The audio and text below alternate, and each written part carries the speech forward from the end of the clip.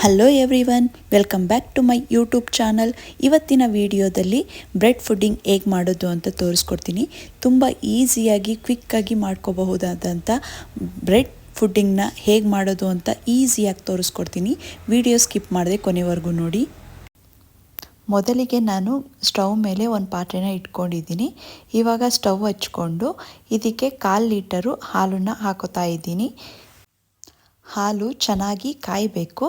ಕಾದ್ಮೇಲೆ ಇದಕ್ಕೆ ಬೇಕಾಗಿರುವಂತಹ ಸಕ್ಕರೆನ ಹಾಕೋತಾ ಇದ್ದೀನಿ. ನಿಮಗೆ ಸ್ವೀಟ್ನೆಸ್ ಎಷ್ಟು ಬೇಕು ಅಷ್ಟು ಸಕ್ಕರೆನ ಹಾಕ್ಕೊಳ್ಳಿ. ಇಷ್ಟೇ ಹಾಕೋಬೇಕು ಅಷ್ಟೇ ಹಾಕೋಬೇಕು ಅಂತ ಏನಿಲ್ಲ. ಸಕ್ಕರೆ ಹಾಕ್ಕೊಂಡು ಲೋ ಫ್ಲೇಮಲ್ಲೇ ಇದನ್ನು ಹಾಲನ್ನು ಕಾಯಿಸ್ಕೋಬೇಕು. ಸ್ವಲ್ಪ ಗಟ್ಟಿ ಆಗಬೇಕು ಹಾಲು, ಅದಕ್ಕೋಸ್ಕರ ಲೋ ಫ್ಲೇಮಲ್ಲೇ ಇಟ್ಕೊಂಡು ಹಾಲನ್ನ ಕಾಯಿಸ್ಕೊಳ್ಳಿ. ನೆಕ್ಸ್ಟ್ ಇವಾಗ ಈ ಹಾಲು ಕಾಯಿಸೋಷ್ಟ್ರೊಳಗೆ ನಾವು ಬ್ರೆಡ್ನ ರೆಡಿ ಮಾಡ್ಕೊಳ್ಳೋಣ. ನೆಕ್ಸ್ಟ್ ನಾನು ಡ್ರೈ ಫ್ರೂಟ್ಸ್ನ ತೊಗೊಂಡಿದ್ದೀನಿ. ಗೋಡಂಬಿ, ಬಾದಾಮಿ ಮತ್ತು ಪಿಸ್ತಾ ಇಷ್ಟನ್ನು ಕೂಡ ಸಣ್ಣದಾಗಿ ಚಾಪ್ ಮಾಡಿ ಇಟ್ಕೊಂಡಿದ್ದೀನಿ. ಎಷ್ಟು ಸಣ್ಣದಾಗುತ್ತೋ ಅಷ್ಟು ಸಣ್ಣದಾಗಿ ಚಾಪ್ ಮಾಡಿ ಇಟ್ಕೊಳ್ಳಿ. ನೆಕ್ಸ್ಟ್ ಇವಾಗ ನಾನು ಬ್ರೆಡ್ ಸ್ಲೈಸಸ್ನ ತೊಗೊಂಡಿದ್ದೀನಿ. 3 ಬ್ರೆಡ್ ತೊಗೊಂಡಿದ್ದೀನಿ ಇವತ್ತು ನಾನು. ನಿಮಗೆ ಎಷ್ಟು ಕ್ವಾಂಟಿಟಿ ಬೇಕು ಆ ಥರ ನೋಡಿ ಮಾಡ್ಕೊಳ್ಳಿ. ಸ್ಟಾರ್ಟಿಂಗ್ ಮಾಡಬೇಕಾದ್ರೆ ಒಂದು 3 to 4 ತೊಗೊಂಡು ಟ್ರೈ ಮಾಡಿ ನೋಡಿ.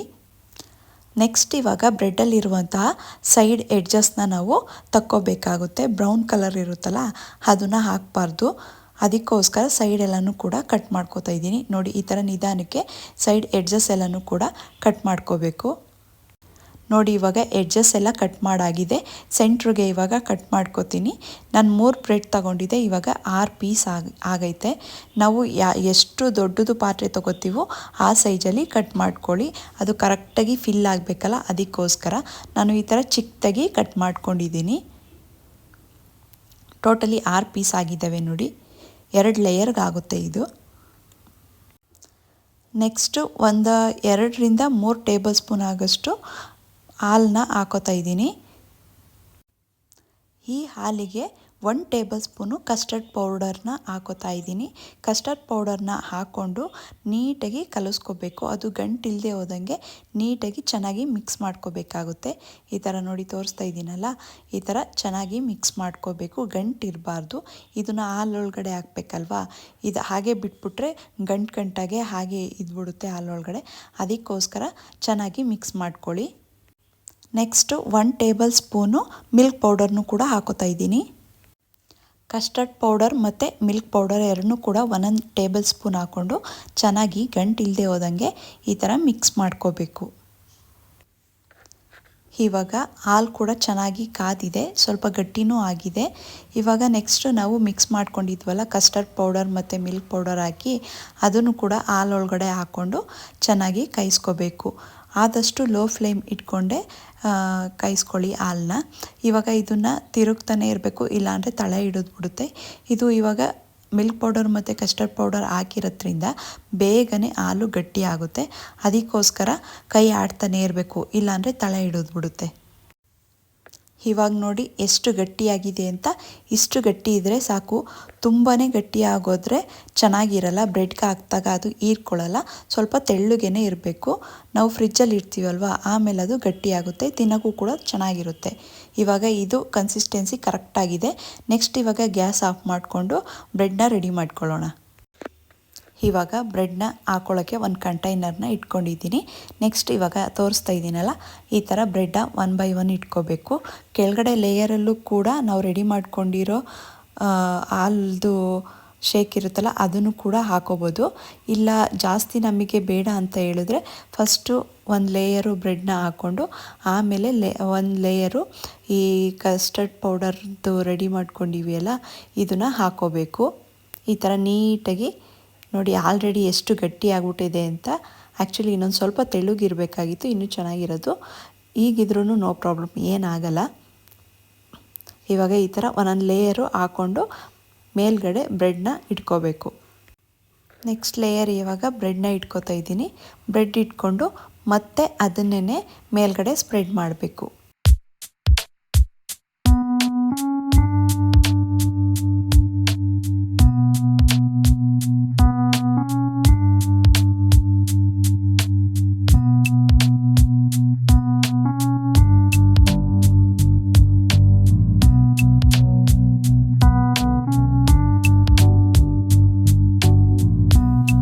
ಇವಾಗ ಫಿನಿಶಿಂಗ್ ಆಗಿದೆ.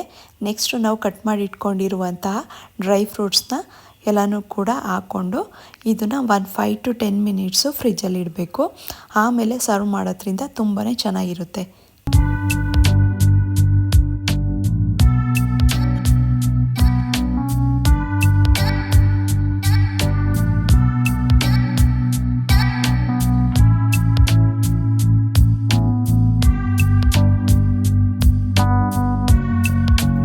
ಟೆನ್ ಟು 15 ಮಿನಿಟ್ಸು ಫ್ರಿಜ್ಜಲ್ಲಿ ಇಟ್ಟಿದೆ.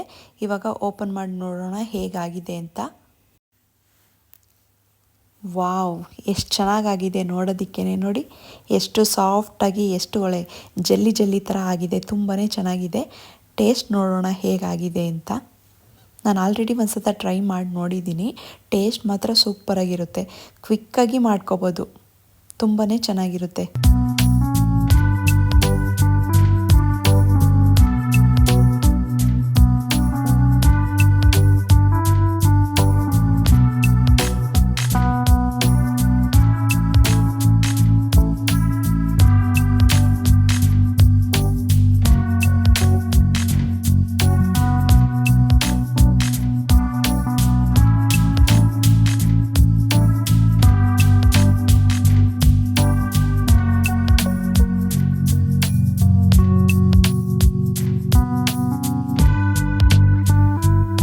ನೋಡೋಣ ಹೇಗಾಗಿದೆ ಅಂತ. ಇವಾಗ ಟೇಸ್ಟ್ ಮಾತ್ರ ಸಖತ್ತಾಗಿದೆ. ಸೂಪರಾಗಿ ಬಂದಿದೆ ಮಾತ್ರ. ಬ್ರೆಡ್ ಫುಡ್ಡಿಂಗು ಸಖತ್ತಾಗಿದೆ. ಮನೆಯಲ್ಲಿ ಚಿಕ್ಕ ಮಕ್ಕಳು ಇದ್ದರೆ ಈ ಥರ ಮಾಡಿಕೊಡಿ, ತುಂಬ ಇಷ್ಟಪಟ್ಟು ತಿಂತಾರೆ. ಆರಾಮ್ಸೆ ಮನೆಯಲ್ಲೇ ಮಾಡ್ಕೊಡೋದ್ರಿಂದ ಈ ಥರ ಮಕ್ಕಳುಗಳು ಹೊರಗಡೆ ಫುಡ್ನೇ ಕೇಳೋದಿಲ್ಲ. ನನಗಂತೂ ಈ ರೆಸಿಪಿ ತುಂಬಾ ಇಷ್ಟ ಆಯಿತು. ನೀವು ಒಂದು ಸಲ ಟ್ರೈ ಮಾಡಿ ನೋಡಿ ಮನೆಯಲ್ಲಿ. ಮಕ್ಕಳು ಕೂಡ ತುಂಬ ಇಷ್ಟಪಟ್ಟು ತಿಂತಾರೆ. ನೀವು ಕೂಡ ತುಂಬ ಇಷ್ಟಪಟ್ಟು ತಿಂತೀರಾ. Thank you for watching.